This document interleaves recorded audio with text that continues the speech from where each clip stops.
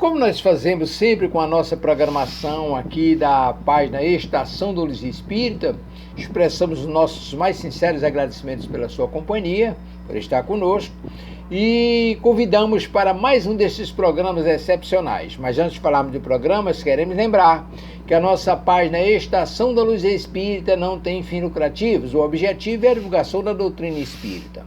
Nós reunimos aqui um acervo, a nosso entendimento, excepcional. A programação da Web Rádio Cristo Consolador de São Paulo, da Web Rádio Estação da Luz de Natal. Aqui você vai encontrar o material espírita que atenda às suas necessidades, do estudo, lazer, pesquisa, etc. Tudo no mesmo lugar, sem fins lucrativos. Qual é o nosso objetivo? Divulgar a doutrina. E é o que nós vamos fazer agora, mais uma vez. Programa Espírita, Espiritismo e Atualidade, a parábola do Reino Divino e a parábola do Demônio Expulso, com Cosme de Olinda e Silva Almeida, ambos do Rio de Janeiro, na Web Rádio Cristo Consolador. Simplesmente excepcional e imperdível. Muito obrigado pela companhia.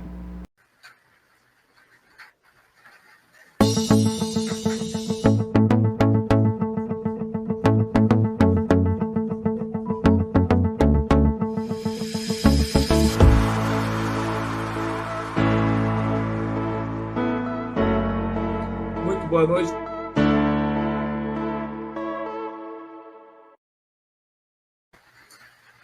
Olá, queridos amigos. Cosme, seu microfone está desligado, né? Chegamos agora. Boa noite aos nossos queridos amigos. Boa noite, meu amigo Cosme. Tudo bom? Tudo bem, Silva? Como vai? A todos os nossos... Tudo ótimo, meu amigo. Eu tenho a impressão que também muito boa noite a todos. Eu tenho a impressão, amigo, que a sua internet está um pouco problemática. Seu som está assim com um atraso, entendeu? Você fala, mas o som só vem depois. A gente está com um pouquinho de dificuldade, talvez seja chuva, né? Está caindo aqui no Rio de Janeiro para refrescar um pouquinho os cariocas, né? Mas vamos seguir em frente, né, meu amigo? Graças a Deus. Temos vários companheiros aqui conosco, Cosme, para nos acompanhar no programa de hoje, né? Então, vamos cumprimentar Aqui temos a nossa querida amiga Kênia.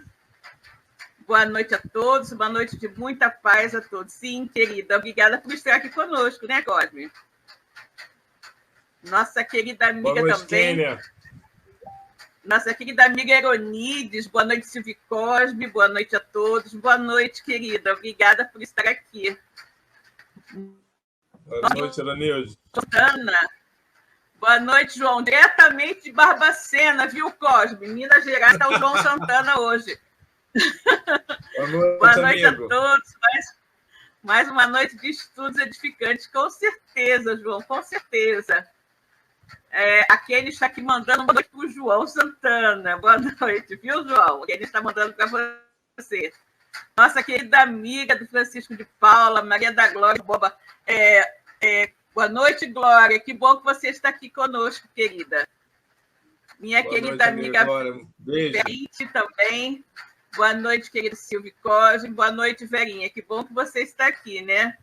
Moniquinha Tomás, boa noite, querida. Boa noite, Silvio Cosme, a todos os irmãos. Que bom que você está aqui, querida. Nossa amiga Moara também. Boa noite, grupo. Muita luz. Boa noite. Nossa queridíssima amiga Francisca também aqui conosco. Boa noite, Francisca. Que bom que você está aqui, né? Muito boa bem, noite, queridos. A gente vai cumprimentando ao longo do programa. Nós estamos apenas aqui no iniciozinho. A Lourdes chegou agora também. Luz Sloboda. Boa noite, Lourdes. Obrigada por estar aqui. Boa o noite, João Lourdes. Santana, respondendo ao cumprimento da querida Kênia. Boa noite, menina. A Rosane também conosco aqui. Boa noite, queridos amigos. Muita paz em todos os corações. Rosane, querida. Minha querida amiga Rosana Dias também. Boa noite a todos. Boa noite, querida. Muito obrigada, né? Muito bem, gente. Olha só, como vocês sabem, eu sempre gosto de falar, não é? A Web Rádio Cristo Consolador. Gente, que mês que vem, em abril, fará 1 ano de existência. Já vamos fazer o nosso primeiro aniversário, né? no dia 18 de abril. Vamos fazer a nossa primeira aniversário. Estamos muito felizes com isso, né? Oi, Sueli, querida. Que bom que você está aqui, né? Sueli, boa noite. Então, vocês sabem, o Cristo Consolador é uma web rádio espírita totalmente dedicada à divulgação do Evangelho de Jesus e dos postulados da doutrina espírita. E por isso mesmo nós temos como hábito sempre iniciar as nossas transmissões, os nossos programas com uma prece, pedindo aos queridos amigos espirituais que estão aqui nos orientando, nos incluindo, que nos auxiliem na realização de mais um programa. Então, vou pedir aqui ao meu querido amigo Cosme que faça por nós, por favor, amigo, a prece de abertura do programa da... Ok? Obrigada. E a gente pede para todos possam nos acompanhar nessa prece de abertura, para esse trabalho, para nós iniciarmos a nossa transmissão. Divino amigo Jesus, obrigado, Senhor, por essa oportunidade de nos encontrarmos através dessa web rádio Cristo Consolador. Possam aqui estar presentes os amigos, benfeitores dessa rádio, aos nossos guias, a todos os companheiros que estão nos intuindo, nos direcionando para o estudo tão necessário para as nossas vidas. Que após a transmissão desse pequeno estudo, Senhor, possamos nós estarmos com os corações mais amigos, fraternos e irmãos, para que nós possamos, Senhor, fazer aquilo que nos concede, que é melhorar como espíritos imortais que somos. E que nós possamos, Senhor, levar essas benesses que aqui nós vamos receber a todas as pessoas que encontrarmos pelos nossos caminhos. Abençoe a todos os nossos irmãos que nos acompanham nesse momento ao vivo, aqueles que nos acompanharão também pela transmissão através do compartilhamento. Que todos, Senhor, possam ser abençoados. Muito obrigado, que assim seja, graças a Deus.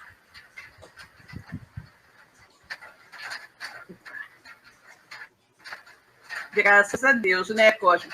Muito bem, então, vamos agora, então, abrir o nosso Evangelho segundo o Espiritismo e ler um pequenino trecho. Vejamos o que nos caiu na noite de hoje, né? Capítulo 5, Bem-aventurados os aflitos. E vamos ler aqui um pequeno trecho do... A lei humana atinge as faltas e as pune. Pode, então, o condenado reconhecer que sofre a consequência do que fez. Mas a lei não atinge, nem pode atingir todas as faltas. Incide especialmente sobre as que trazem prejuízo à sociedade e não sobre as que só prejudicam os que as cometem. Deus, porém, quer que todas as suas criaturas progridam e, portanto, não deixa impune qualquer desvio do caminho reto. Não há falta alguma, por mais leve que seja, nenhuma infração da sua lei que não acarrete forçosas e inevitáveis consequências mais ou menos deploráveis. Daí se segue que nas pequenas coisas, como nas grandes, o homem é sempre punido por aquilo em que pecou. Graças a Deus, né? Muito bem, pessoal. Nós hoje temos um tema bastante que é justo. Deixa-me colocar meu irmão aqui, Cosme, comigo, né? Nosso tema de hoje é muito interessante, né, Cosme? Nós vamos falar de dois assuntos, mas ao mesmo tempo dois assuntos que ao mesmo tempo é um único, né?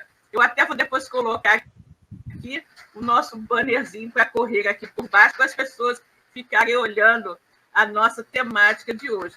E nós vamos falar, né, Cosme, de duas parábolas de Jesus, duas histórias, né, dois fatos especificamente que Jesus conta e que estão no Evangelho de Lucas, não é isso? E quais são essas temáticas de hoje? São duas, né? Dois assuntos que a gente vai analisar hoje. Quais são elas, Cosme? a parábola do reino dividido, né? E a parábola do demônio expulso. São duas parábolas que elas não são muito conhecidas, embora elas sejam importantes, está no Evangelho de Lucas, e dá para a gente fazer uma reflexão bastante interessante, porque a gente já vai observar que Jesus,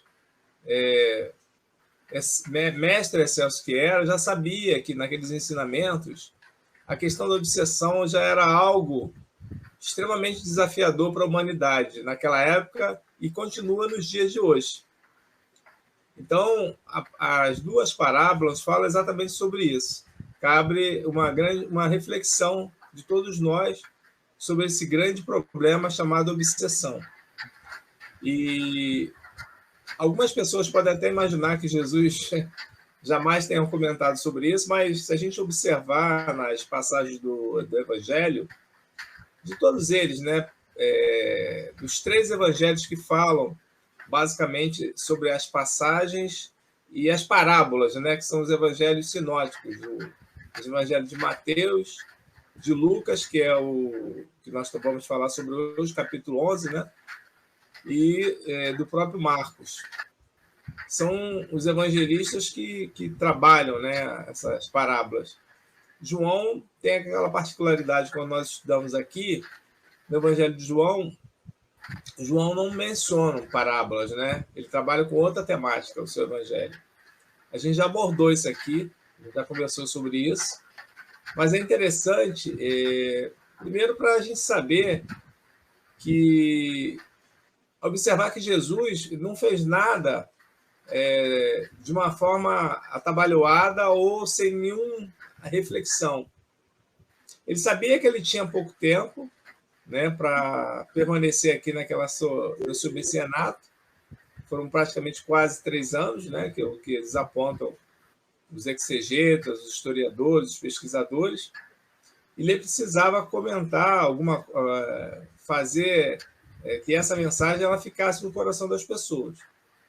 E o método que ele veio empregar das parábolas.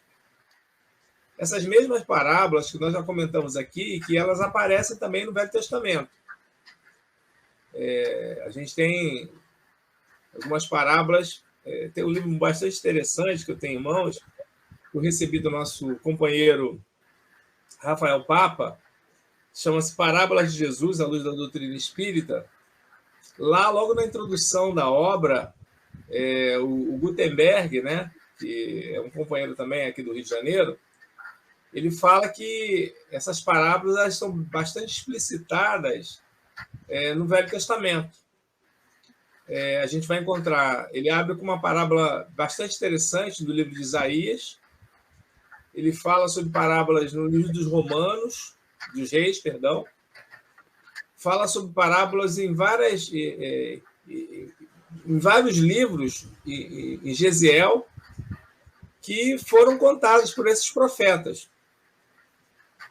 E interessante é que a reflexão desse companheiro, né, desses que se debruçam sobre essas parábolas, essas histórias, é que esses profetas que ditaram essas parábolas, eles foram, segundo eles nos afirmam, os benfeitores espirituais dizem que era o próprio Cristo que estava inspirando no plano espiritual esses profetas. Ou seja, Jesus já havia, né, no plano espiritual, trabalhado esses ensinamentos para que eles, de uma certa forma, ficassem, mesmo no Velho Testamento. E no Novo Testamento, é ele próprio que vem abordar essas histórias. Só para poder fechar. E afirmar o que havia dito, né? Exatamente. E o que fica para nós? Quando a gente começa a estudar as parábolas, às vezes a gente acha que a gente pode confundir parábola como fábula, né? Como histórias menores, né? Que envolvem animais. Até pode ter uma ou outra que Jesus comenta, né? Coloca esses animais. Mas o sentido da parábola que o Jesus conta, ele basicamente tem o sentido de comparar algo, fazer uma comparação, colocar ao lado Porque a palavra parábola, né, ela tem significado no grego, né, que é o parabolé, é algo em sentido de comparar algo, é fazer uma analogia. E essas colocações que Jesus ele nos trouxe, de uma certa forma, durante todos esses anos, elas não ficaram esclarecidas. Muitas dúvidas. Nem o número de parábolas em si se tem uma certeza de que quantas Jesus contou. Exato. São parábolas simples, parábolas duplas, parábolas fundidas.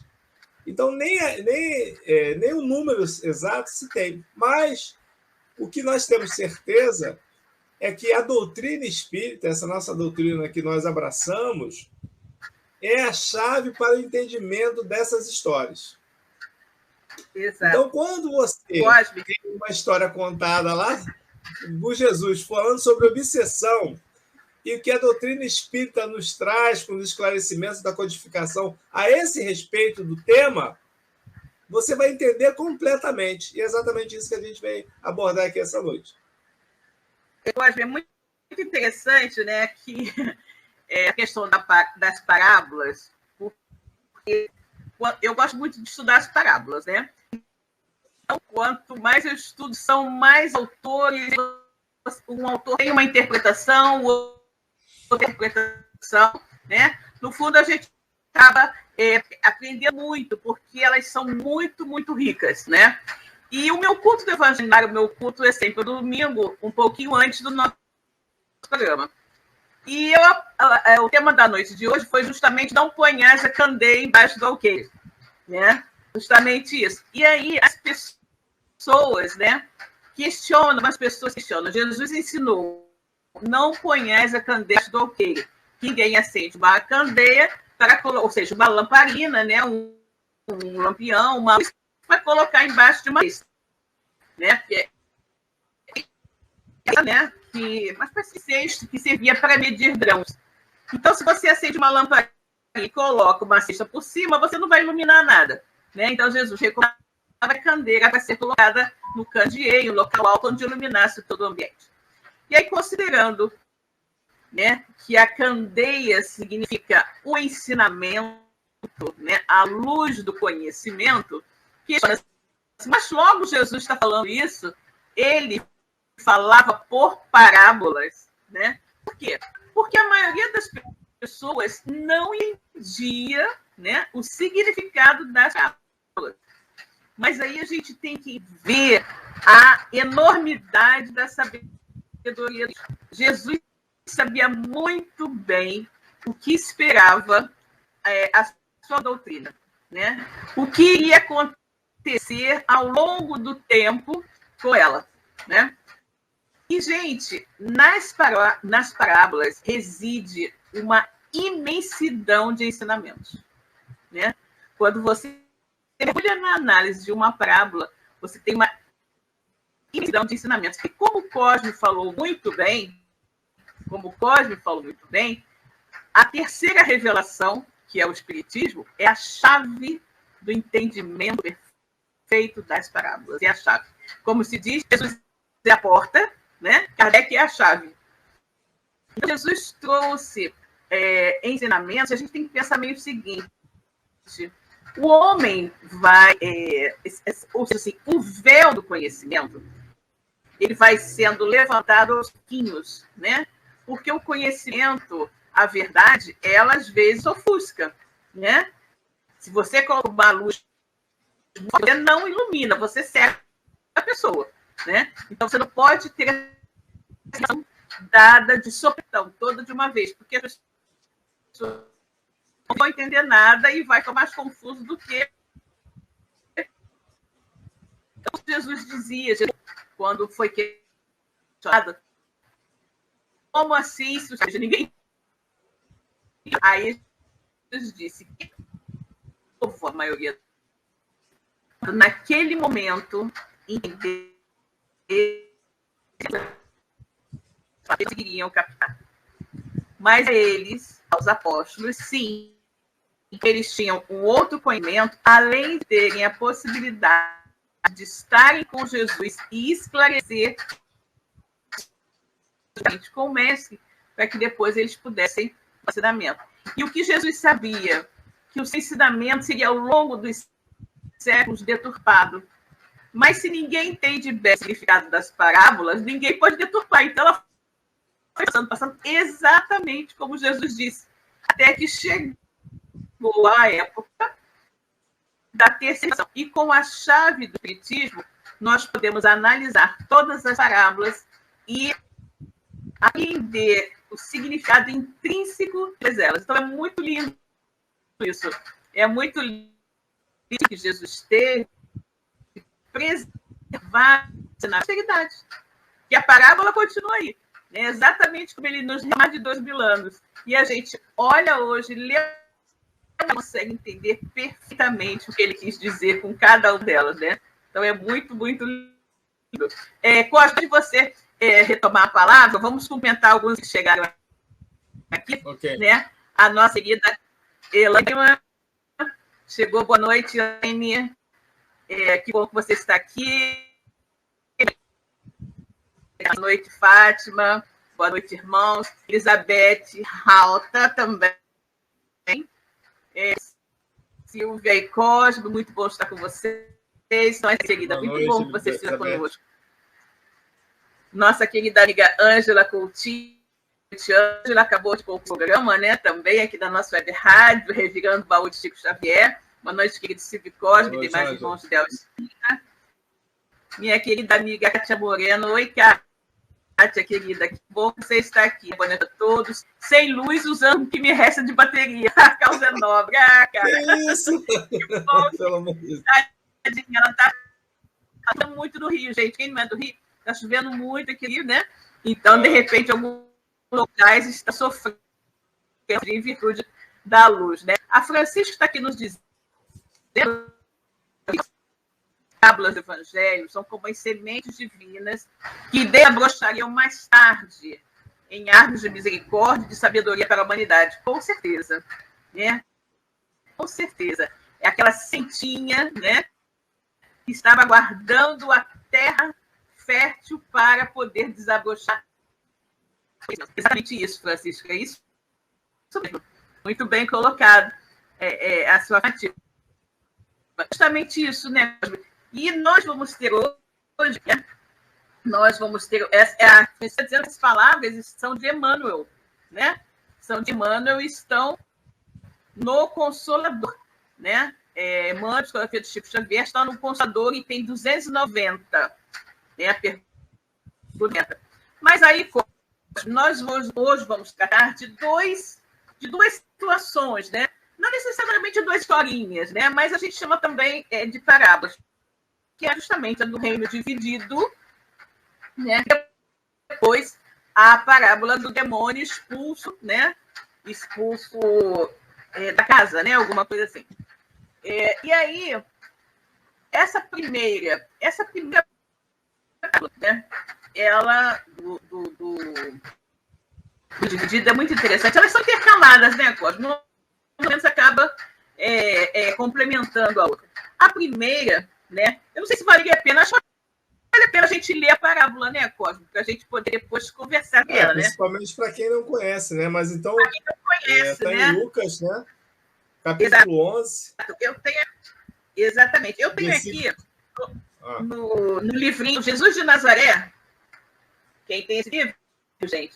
Jesus de Nazaré, do Frederico Guilherme Kremer, ele faz uma narrativa. Quem gosta de estudar parábolas, esse livro é muito bom, né? Ele faz uma narrativa da vida e das parábolas. Então, na 114 desse livro, ele fala justamente da parábola do reino dividido. E ele diz o seguinte: todo reino dividido em si mesmo será desmoronado e tombará, casa sobre casa. Ora, se também Satanás está dividido contra si mesmo, como poderá permanecer firme o seu reino? Porque vós dizeis que eu aqui é Jesus, né? Vós dizeis que eu expulso demônios por virtude de Beelzebul. Pois bem, se é por virtude de Beelzebul que eu expulso demônios, os vossos filhos por virtude de quem os expulsam? Por isso eles próprios serão vossos juízes. Mas se é pelo dedo de Deus que expulso demônios, então é chegado entre vós o reino. Quando um homem forte, bem armado, guarda o seu palácio, tudo que possui em segurança. Se, porém, o ataque alguém mais forte do que ele e o vencer, tirará todas as armas em que confiava e distribuirá os seus postos. Quem não está comigo está contra mim. E quem não corre comigo desperdiça, né? Parece um emaranhado de coisas, né, gente? Para poder entender o que isso dizer aqui. Você encontrou aí, na página 114 do livro Guilherme. Né? E é muito interessante isso, porque a colocação de Jesus vem a propósito do fato de que Jesus curou um endemoniado que era, se eu não me engano, era cego e mudo, né? Por condições de obsessão. E Jesus vai e não faz nenhum tipo de culto exterior para expulsar, porque naquela época o que acontecia? Os doutores da lei, né, no tempo, também faziam umas coisas para tentar afastar, né? E Jesus, sem fazer nenhuma ele simplesmente com a sua presença moral, o espírito obsessor se afasta e o homem fica curado, né? E aí eles vão, os doutores da lei que estão ali, começam a dizer que Jesus está com o demônio para fazer aquilo, né? Eles acham que o único que poderia curar daquela maneira como Jesus curou, né, sem fazer nada de excepcional, só podia ter parte com o demônio, né? O homem estava ali endemoniado, Jesus vem e cura, só que Jesus vinha a parte de Beelzebul, né? E aí Jesus fala da questão do reino dividido, né? Quando ele vem e comenta, né? Porque se Beelzebul, no caso, seria o causador da doença do homem. Se bem cura o homem que havia ficado enfermo por causa de Beelzebul, né? Cura o homem em nome de Beelzebul, então ele está aí dividindo coisa, né? Ele não está trabalhando pró Beelzebul e sim contra Beelzebul. Aí você tem reino dividido, essa história da divisão, né?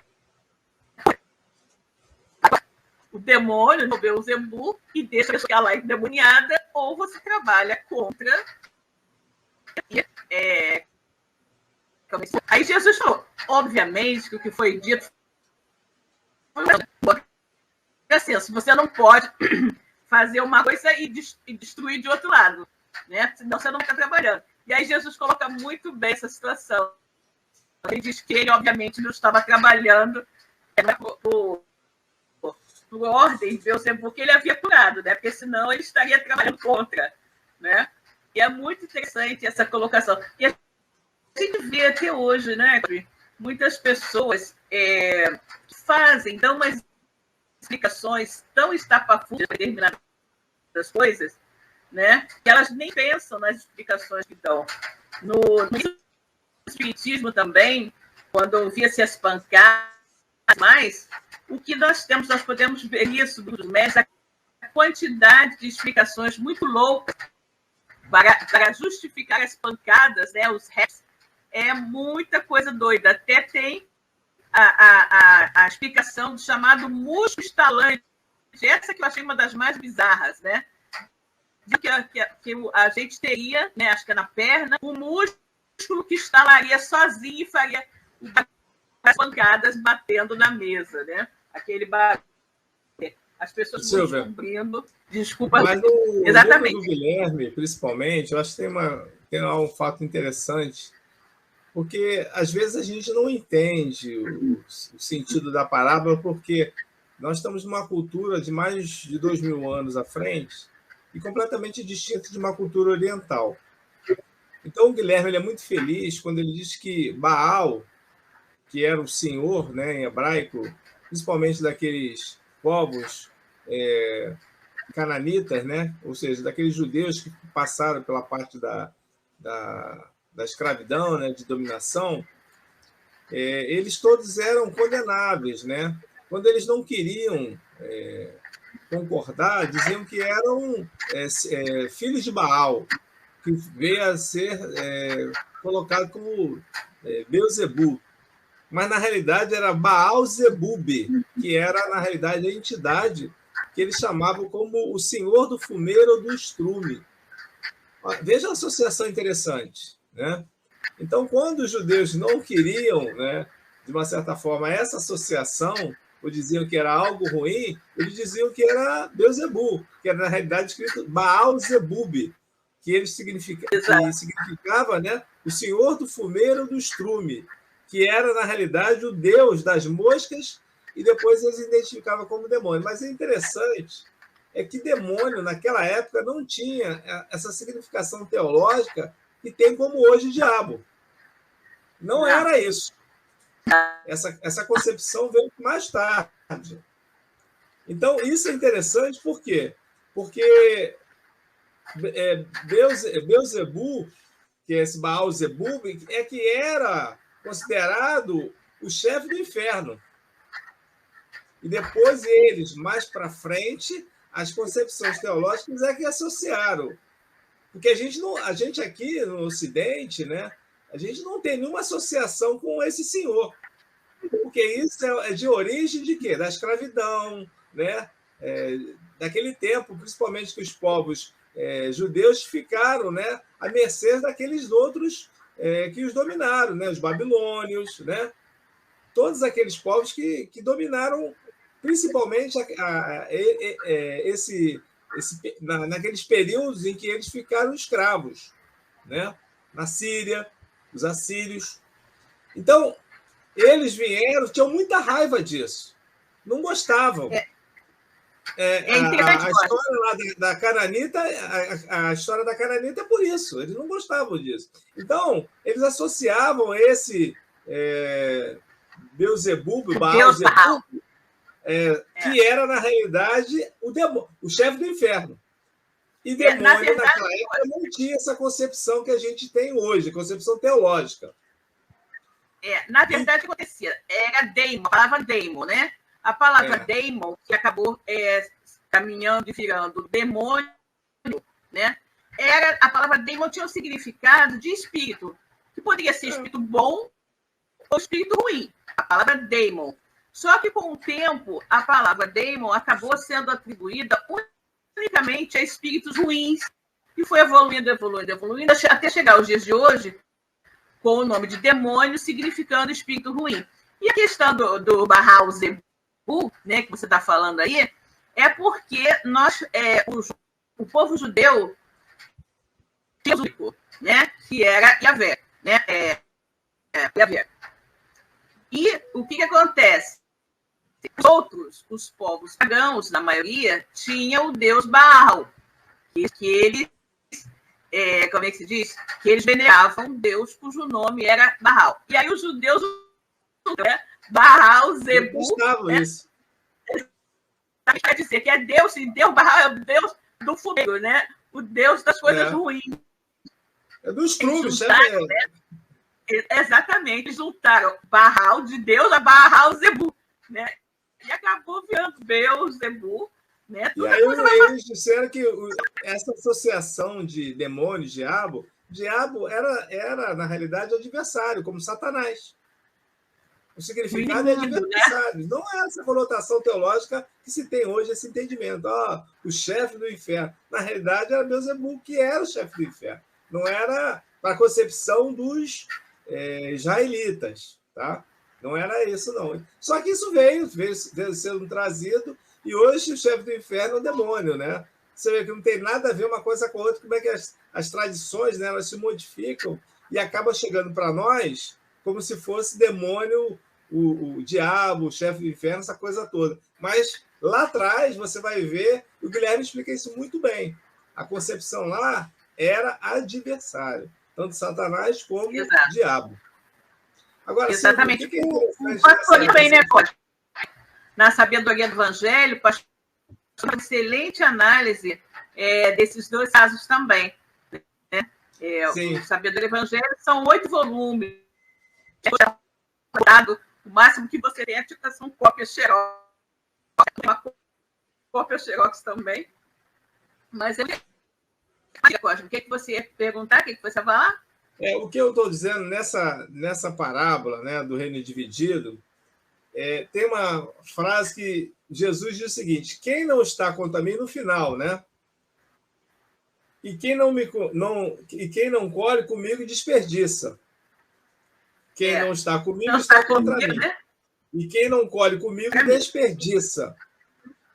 Essa sentença final, essa sentença final é um aviso para que aqueles que ouvem a palavra do Evangelho, há quanto tempo que a gente está ouvindo, e quantos de nós ignoramos esse Evangelho?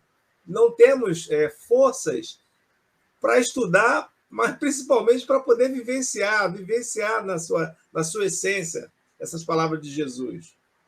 E muitos queremos a felicidade, queremos ser, de uma certa forma, reformados, espíritos como nós estamos procurando, mas não temos já hoje todas as ferramentas necessárias, mas a gente não tem vontade, aquela vontade de exercer isso.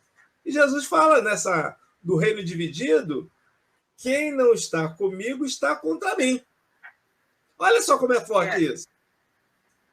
E quem não colhe comigo, desperdiça. Quantas palavras Jesus já fala há tantos anos aí, né? Há mais de 2000 anos, sobre como nós devemos seguir essas orientações.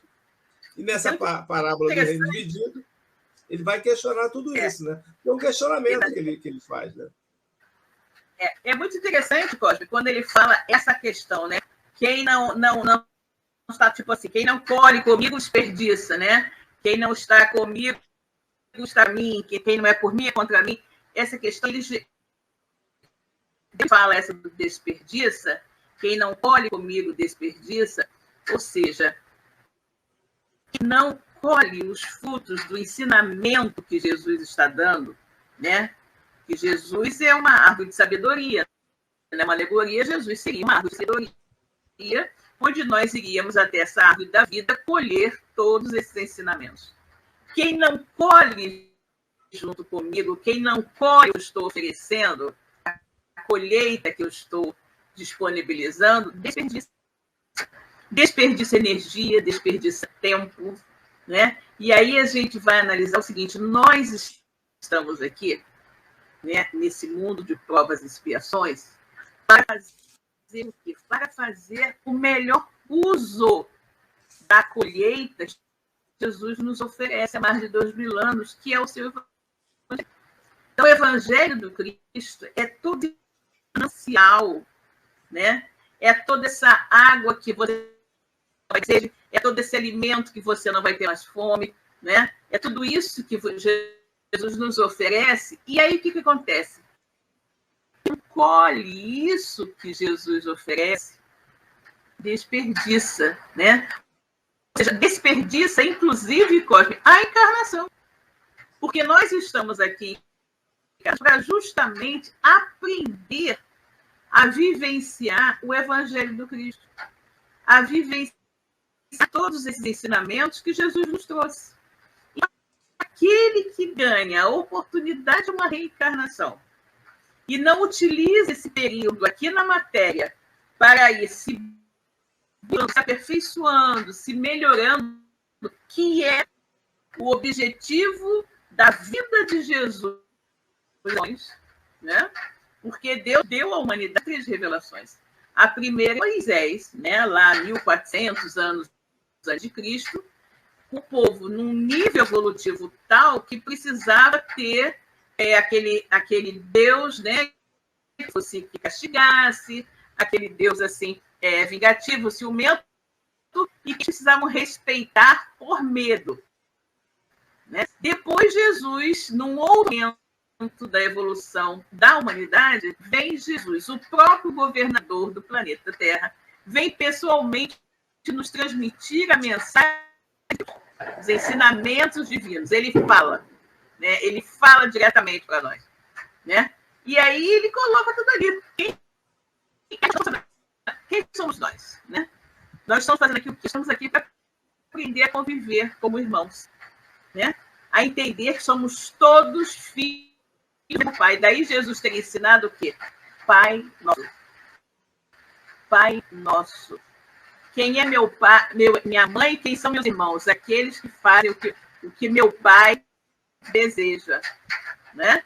Então, aqueles que estão ali seguindo os ensinamentos do Cristo, a mensagem do Cristo, são aqueles que realmente estão colhendo, não estão desperdiçando tempo, estão exercitando tudo isso para se aperfeiçoar. Né? Para se aperfeiçoar. É muito interessante quando você verifica isso. E tudo isso é confirmado quando chega no Cristo, que nos revela quem somos, de onde viemos, para onde vamos e o que estamos fazendo aqui. Né? Então é muito, muito interessante a gente lembrar. E eu gostei muito dessa frase, né? Quando Jesus diz: quem não colhe comigo, desperdiça. Né? Quem não colhe os ensinamentos que eu estou oferecendo, desperdiça energia, desperdiça a encarnação. Né? Muito bom. Silvia, eu acho que na segunda parábola, né, do demônio expulso, pô, desculpa, se você não entender que aquilo é obsessão, é no Evangelho de Lucas. Não, sinceramente, o negócio assim é gritante. Eu faço questão de ler aqui. Estou lendo diretamente aqui na minha Bíblia de Jerusalém. Diz aqui o seguinte, capítulo 11, versículo 24. Está escrito assim na Bíblia de Jerusalém: retorno ofensivo do espírito impuro. Quando o espírito impuro sai do homem, perambula em lugares áridos, procurando repouso, mas não encontrando, diz: voltarei para minha casa de onde saí. Chegando lá, encontra varrida e arrumada. Diante disso, vai e toma outros 7 espíritos piores do que ele, os quais vêm habitar aí. E com isso, a condição final daquele homem torna-se pior do que antes. A doutrina espírita vem o tempo inteiro falando sobre isso. Se a gente não fizer a nossa higienização ambiental, né? Tanto que na casa existe a questão da gente fazer as nossas verificações, o processo obsessivo, se a gente não se livrar, modificando pensamentos, hábitos, atitudes, o processo só piora. Um foi expulso e entrou 7 piores do que ele. E ele voltou ainda. Nossos amigos, né? Na verdade, gente, desculpa. Se isso não é obsessão, Kardec explica isso tão bem. Aquilo que Jesus falou, né? Vai, não peques mais, se não quer que algo pior não te aconteça. Exato. Né? Por quê? Exatamente. A casa. O que é a casa? A casa somos nós. Né? Quem é que está habitando essa casa? Né? Que está uma casa em desordem. Então, esse espírito impuro está habitando na casa, está em desordem, ou seja, está junto a nós, porque nós estamos, né? Nós estamos em desarmonia com a lei divina. Estamos fora de sintonia com Deus, com os ensinamentos de Jesus, e por isso a nossa casa está bagunçada. E aí, esse espírito está ali conosco, porque ele também é igual. A partir do momento que nós, de uma certa forma, damos uma arrumada na casa, né, ele se afasta. O que é essa arrumada na casa? A gente tem que pensar que essa arrumada na casa é um processo de desobsessão. De repente, você vai à casa e numa... Deixou o companheiro lá, né, Silvia? Lá na... Exatamente. Na fechada. Aquele espírito, ele se afasta. Ele pode se afastar temporariamente, né? E voltar depois, ou ele se afasta porque resolveu fazer outra coisa. Mas se você não modifica, não mantém a sua casa limpa, né, efetivamente, e mudando também a sua maneira de ser, né, outro chegará. Né? O que a gente fala sempre é isso. Gente, o processo de desobsessão obsessão, ele basicamente depende, a cura da obsessão depende. Se você não se modificar, os espirituais podem até afastar, encaminhar, né, aquele espírito sofredor que está ali causando algum tipo de incômodo, mas se você não mudar a sua sintonia, né, ou seja, se a limpeza da casa for superficial apenas, ele vai chegar e vai se instalar, ainda vai trazer outros, né? Ainda vai trazer outros. E Cosme, o Pastorino faz uma análise muito interessante, né? Muito interessante, e ele compara, né? Ele compara esse demônio, né, que está ali, esse obsessor que está na casa, como um vício, como se fosse um dos nossos vícios, né? E ele disse uma coisa muito interessante, o seguinte: a casa sou eu, e aquele demônio que eu vou expulsar, de repente, seria a minha, seria de repente a minha falta de religiosidade, o fato de eu ser uma pessoa que não acredita em nada. E aí eu elimino aquilo e passo a ser um crente, né? Então eu passo a ser uma pessoa religiosa e tudo mais. Só que no momento em que eu eliminei aquele vício, né, aquela ideia de não acreditar em Deus, aquela coisa toda, e passei a crer em Deus, este demônio, supostamente, que era a minha incredulidade, foi afastado. Só que com isso eu trouxe outros demônios, que foi o orgulho. Olha como eu agora sou uma pessoa boa. A vaidade. Olha como eu sou bom e tantos não são bons. Olha como eu faço isso, eu faço aquilo, como eu sou caridoso, como eu sou assim, como eu sou assado. E aí ele caracteriza esses elementos novos que a gente passa a achar que é o bom, né? Como outros demônios, ou seja, outros vícios. A gente expulsa um vício, mas traz muitos outros. Aí ele faz, o Pastorino faz essa alegoria como se fosse da nossa personalidade também. Daí a gente dizer que as análises das parábolas, né, elas podem ter vários pontos de vista. A análise, né, que de como o demônio seria um vício, né? Essa associação do pastoreiro, ela tem tudo a ver, porque o professor Zé Carlos Leal também sempre fala sobre isso. Ele diz o seguinte: nós temos fraqueza, né, daquilo que a gente não consegue trabalhar com as nossas oportunidades. E nós temos a mania de imputar a culpa das nossas fraquezas no outro. Então, é mais fácil você dizer que é o demônio que me incentivou a fazer isso, a matar alguém. E não a oportunidade que eu tenho... Né? Exatamente, não a oportunidade de melhoria que eu tenho para poder me melhorar.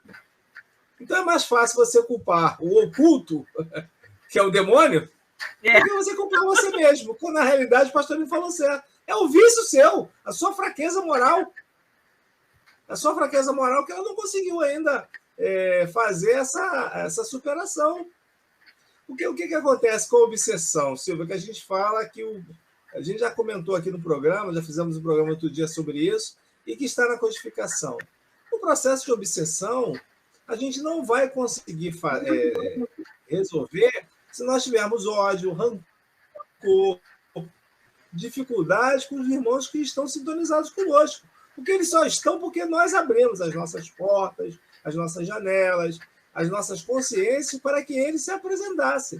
A partir do momento que você modifica atitudes, pensamentos, você modifica a sua forma de agir, tentando começar a fazer a sua reforma, eles não vão ficar próximos. Por quê? Porque a sintonia está diferenciada. Exatamente. Você automaticamente tem que quebrar a sintonia. E aí eles vão sair. Porque qual é o processo do remédio da obsessão? Para você fazer desobsessão? É aquela pergunta que Kardec faz no Livro dos Espíritos. Como afastar os maus espíritos? E eles respondem: atraindo os bons. Atraindo os bons. Exatamente. Atraindo os bons. Como é que você atrai os bons espíritos? Lendo leituras edificantes, pensando no bem, fazendo o bem, se corrigindo nas atitudes, as oportunidades que nós temos. Se nós somos maledicentes, começarmos a evitar falar mal do outro, Se nós somos invejosos, começar a refletir que nós também temos possibilidade de conseguir, não precisamos invejar o outro. Então, todas essas oportunidades que todos nós trazemos, alguns mais, outros menos, mas todos que estamos aqui, neste mundo de expiações e provas, as temos. Então, é uma batalha todos os dias contra nós mesmos.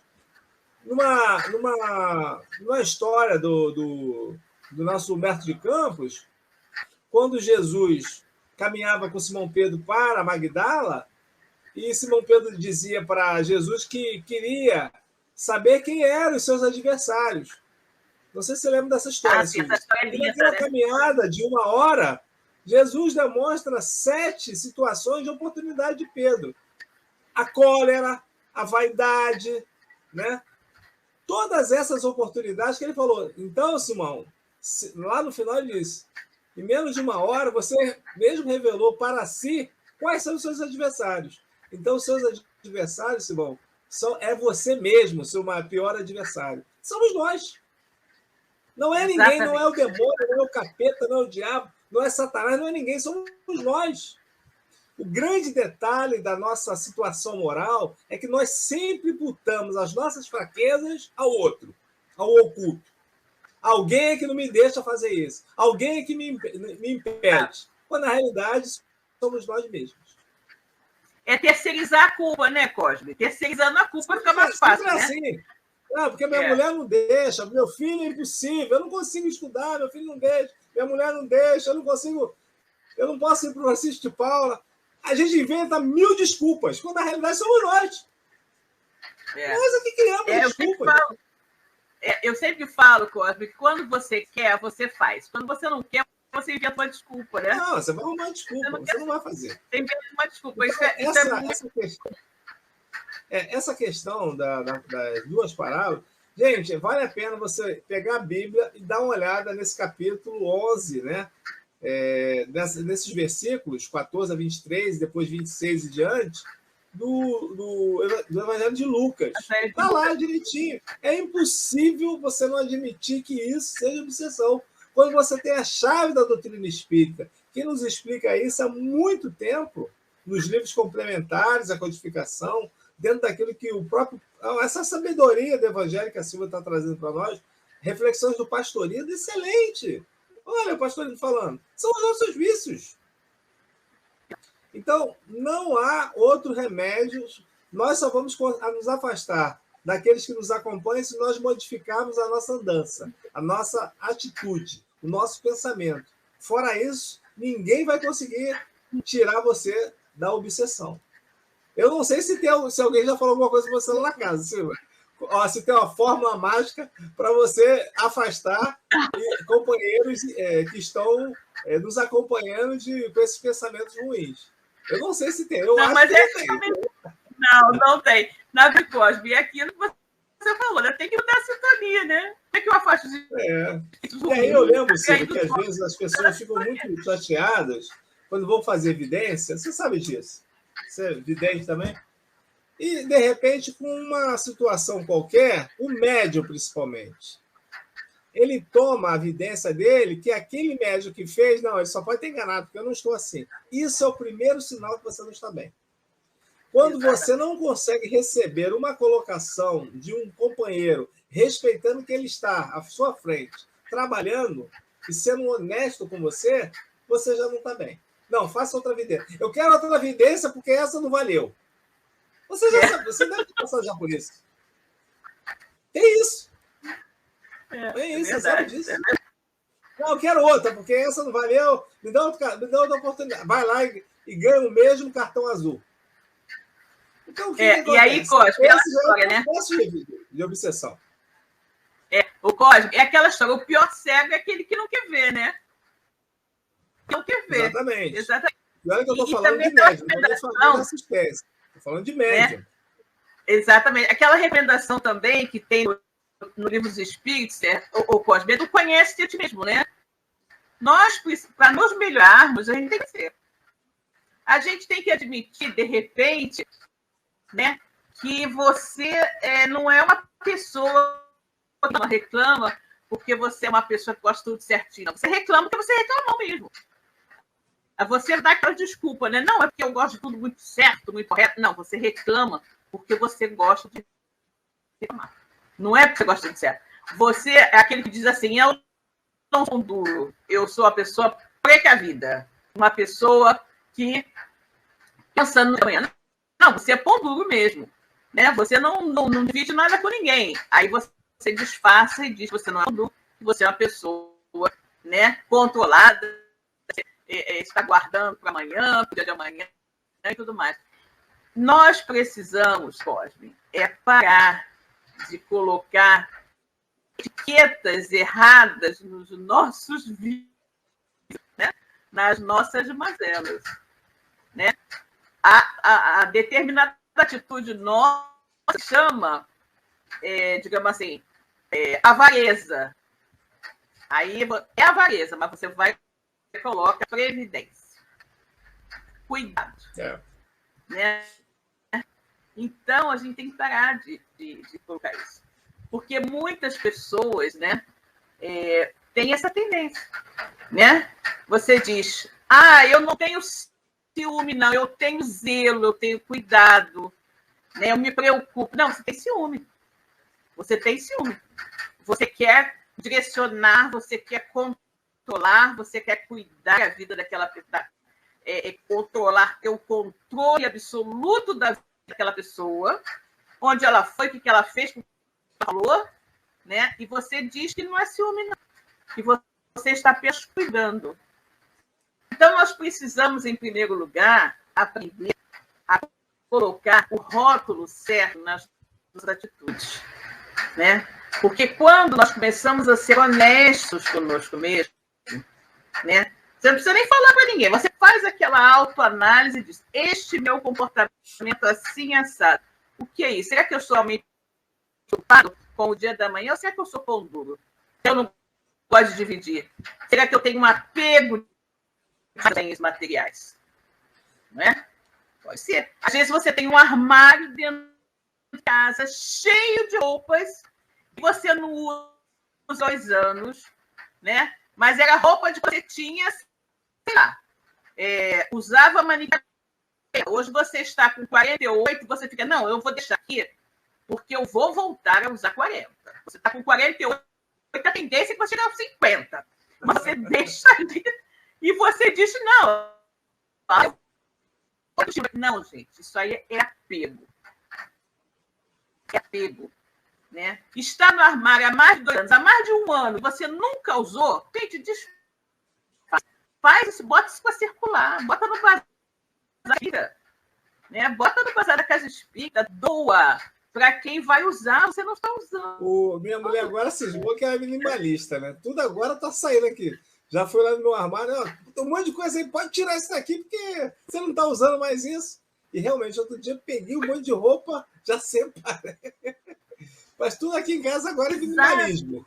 Estamos ficando velho, larga isso aqui, despacha logo isso, daqui a pouco esse negócio fica perdido aí, dá para quem vai usar. É verdade. Exatamente. E a gente, às vezes, a gente tem a tendência, se você diz que você não é apegado, se você diz, alguém chega e diz, não, você é muito apegado. Não, eu não sou, não me importo. É sim. Abre esse apego que você tem. As roupas velhas, quando você era adolescente, que você ainda guarda lá, achando que você vai ter um dia aquele corpo de 18 anos. Não é? É muito engraçado, né? Quando a gente vê essas coisas. Mas é a história também. O velho sábio da antiguidade já conhece a si mesmo, né? Vamos parar de colocar os rótulos errados, né? Porque aquela história, eu sempre gosto desse exemplo também, a porta estreita, né? A gente precisa passar a porta, né? A porta é estreita, a porta das virtudes, você vai ter que passar ali, você tem que estar curioso para passar pela porta estreita. Só que para passar pela porta estreita, você tem que largar as suas sacolas, né? Você está cheio de sacola. O meu orgulho, vaidade, egoísmo, ego, não sei o que, você está cheio de sacola, né? Você vai passar, não vai passar pela porta estreita. Então, você tem que largar a sacola do orgulho, a sacola da vaidade, a sacola de goiânia e ficar magrinho com as coisas para poder passar pela porta estreita, porque senão você não vai passar, né?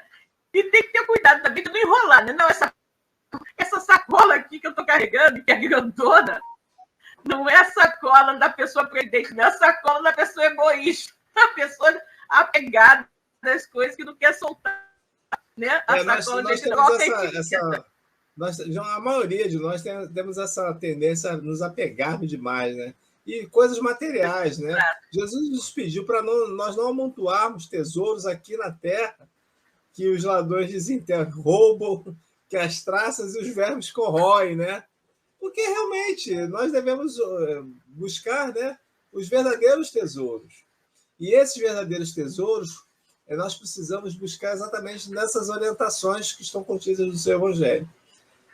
Essa primeira parábola que nos fala aqui, Jesus nos diz que aquele que não lhe ouve, né, aquele que não está com ele, que não colhe com ele, está realmente contra, porque está desperdiçando, é uma oportunidade que nós estamos desperdiçando. E nós fomos pensar friamente, Silvia, quando é que nós teremos outra oportunidade de reencarne? Quando? Quando será essa oportunidade? Teremos, pela misericórdia do Pai. Mas com certeza ficaremos dando trabalho aos nossos amigos espirituais, no plano espiritual, para poder dizer que não, dessa vez vai dar certo, eu vou fazer, não, pode deixar, não vou esquecer, não. E aí a gente está queimando uma etapa essencial da nossa existência. Cosmo, já são 21 horas e 32 minutos. Vou só falar os comentários para nós fazer a nossa prece de encerramento, né? E encerrar o programa.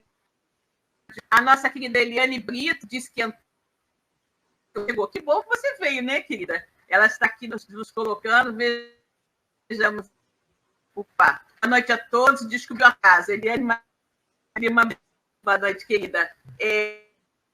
A Elaine coloca uma frase aqui de Emmanuel, se eu não me engano.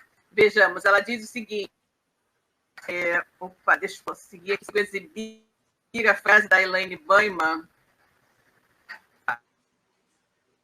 Vamos lá. Acho que... Vejamos, consigo?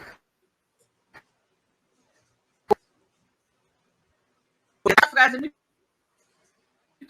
Para ser tentado é ouvir a própria malícia. Ser tentado é ouvir a própria malícia. Ou seja, as nossas elas falando mais alto. Bom, pessoal, então nós chegamos aqui ao final do programa de hoje, né? Final do programa de hoje. Vamos aqui fazer rapidamente uma prece, né? Agradecendo reflexões por tudo que nos demos conversar juntos, né? Então vamos orar. Pai de infinita bondade, misericórdia e justiça, amigo nosso mestre, queridos amigos espirituais, nos incluindo, nos auxiliando, nos conduzindo na realização deste programa.